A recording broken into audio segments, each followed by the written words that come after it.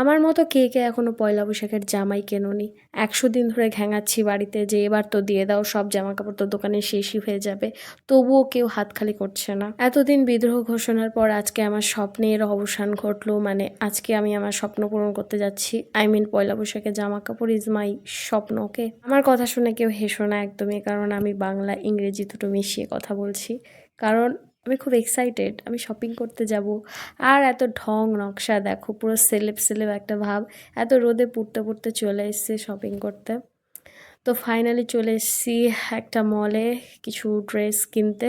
Main কথা বলি যে আমি কি কি কিনছি সেটা আমি একদমই শেয়ার করব না, কারণ ওইটা তো সাসপেন্ড, তাই না? যে পয়লা বৈশাখে পরে বেরোবো আর সবাই দেখবে, এটাই তো ব্যাপার। আগে থেকে দেখিয়ে দিলে সেই মজাটা থাকে না। আর শপিং সেরে ফেরার পথে চলে এলাম লাঞ্চ করতে একটা ধাবাতে। আর এখানে আমি প্রায়শই এসে থাকি, তোমরা হয়তো দেখেছো আগেও কোনো ছবিতে। যাই হোক, আজকের মতো বাই। আর যারা এখনও কেনোনি তাদের কি বলবো, জামাকাপড় তো সবই শেষ প্রায়।